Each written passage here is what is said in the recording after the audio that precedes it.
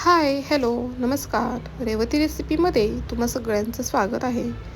तर मस्त असं गार्लिक बटर चिकन बनवलेलं आहे आणि वरून कुरकुरीत आणि आतमध्ये ना मस्त रसरशीत असं आपलं हे चिकन गार्लिक झालेलं आहे.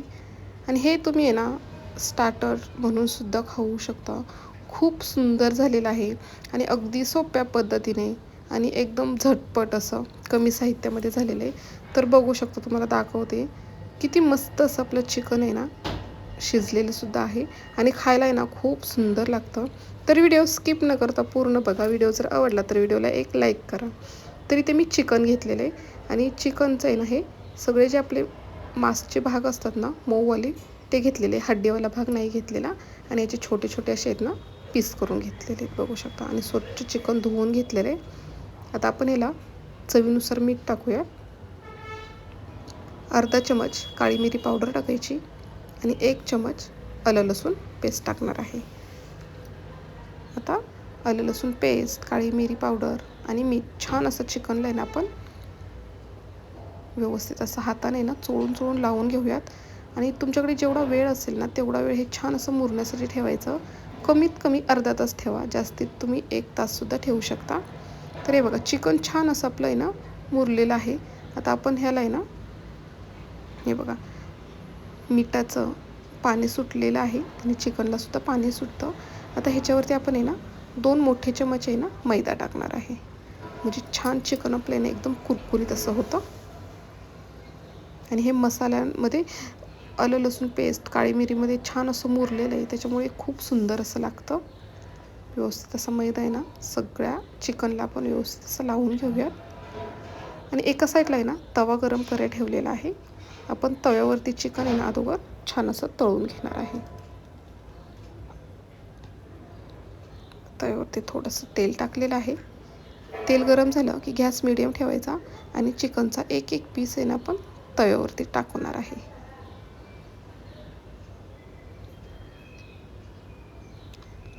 तर अर्धं चिकन मी तव्यावरती टाकलेलं आहे आणि अर्धं आहे ना नंतर मी तळणार आहे. तर छान एक थोडंसं कडनं तेल टाकूयात. 1-2 मिनिट झालं ना की आपण हे पलटी करून घ्यायचं. आणि एकदम पलटी केल्यानंतर एकदम बारीक गॅस ठेवायचा आणि एक 6-7 मिनिट आहे ना आपल्याला दोन्ही साईडून आहे ना चिकन छान असं आहे ना भाजून घ्यायचं आहे. हे बघा, मस्त असा कलरसुद्धा आलेला आहे चिकनला आपल्या. छान अलटी पलटी करत आपल्याला हे दोन्ही साईडून एकदम क्रिस्पी असं आहे ना भाजून घ्यायचं आहे. बघू शकता, मस्त कलरसुद्धा आलेला आहे आणि सुगंधसुद्धा खूप छान येतो आहे.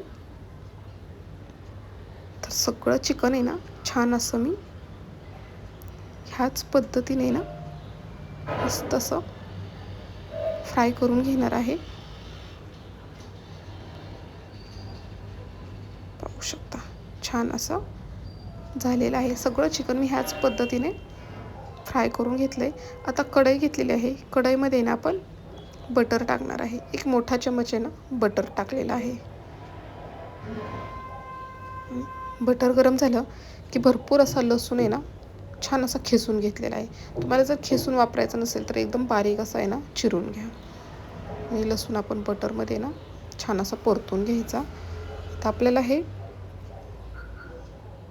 छान असं तिखट पाहिजेल आहे, त्याच्यामुळे इथे मी ना 2 मिरच्या अशा क्रॉसमध्ये कट करून टाकलेल्या आहेत.